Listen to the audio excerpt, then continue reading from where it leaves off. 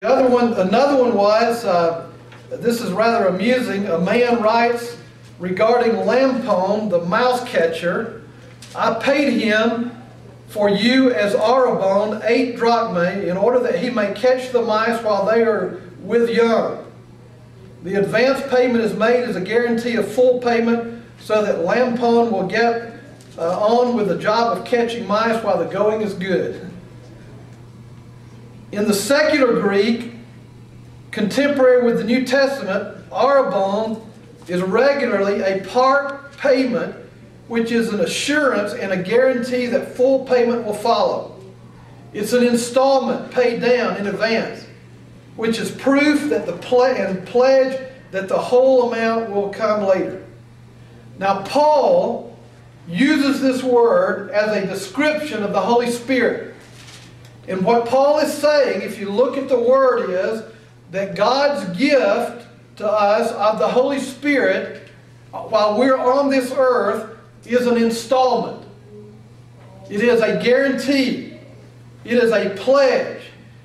And it is meant to be an advance foretaste of the life which we will have someday if we live in the presence of God.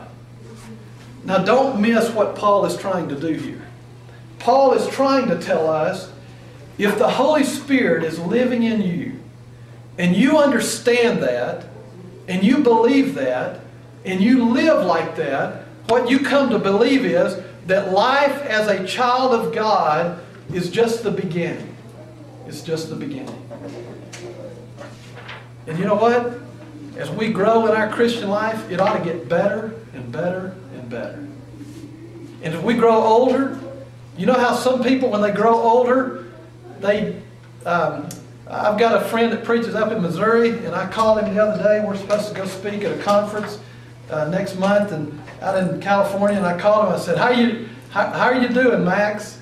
And he said, I'm just getting crotchetier and crotchetier. I don't know what that means, but it doesn't sound real good. Wait till you're 70. You will. Okay. All right. You know, some people, the older they get, the more difficult they are to live with. Well, the child of God, the older he gets, the less difficult he ought to be to live with. Because he has the Holy Spirit as a guarantee, as a down payment, as an earnest, as an assurance that this life is good, but the next life is going to be even better.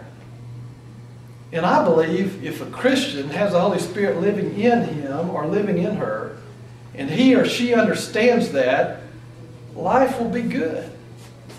And even though there are problems and difficulties and concerns and cares, when Paul uses the word arabon of the Holy Spirit, the thought in his mind is that the imperfect knowledge that men now possess is just the first installment of the full knowledge that they will one day possess. And the imperfect life that we live here and the imperfect understanding that we have here of Christianity is just the down payment or the pledge that someday we will live a perfect life. And so, to me, that's exciting to think about. That if I'm a child of God, that God has placed within me a promise that life can get better and better and better. And I ought to live that way. And I ought to have an understanding that someday everything that is imperfect and incomplete about this life will be made perfect and complete. And that's a lot of good news. Yes, sir? I may be wrong about this. I am wrong as far as history. But is there any use that is tied to the same concept of the engagement? Or is that different? I would say that word, that particular word is not. I did a lot of looking up that word, and I never saw it in any lexicon or any dictionary mentioned as an engagement ring. Now, you know, I gave you those 2 or 3 instances where, like the lady selling the cow and the mouse catcher. Now, I have heard the idea of the Holy Spirit being like an engagement ring, but I don't know if that's is in any way tied back to a Greek word, or if that's just something that some guy came up with as an illustration, which is fine. It's a fine illustration. But I don't know if it'll hold water as far as the Greek. I have written in one of my old Bibles and studied about that. Hair bond equals engagement ring. And I remember that, not one of these, I remember seeing it. And I remember somebody use it as an analogy, or if the word study itself says it can be used that way. The word study doesn't show that, but I don't see that it's a bad analogy. There's an equal agreement that way, though. The Spirit is not an equal agreement. That's just God's gift.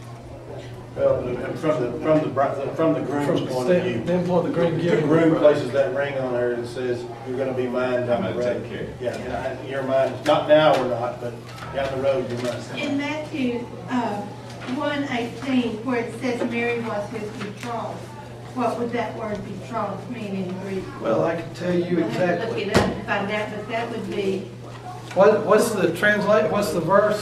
1:18. Matthew 1:18.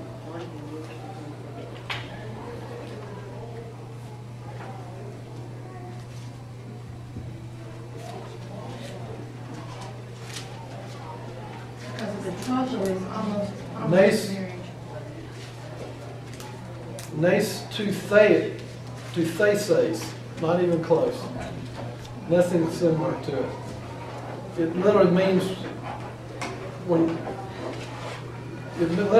being betrothed. And Jeff, when you were talking about the imperfection being made perfect, it's even also the things that are perfect in our life.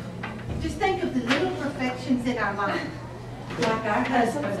Our perfections in our life, let's think how much more that will be. It will be expanded. Exactly. Just forget about the Everything that is good about this life can be better.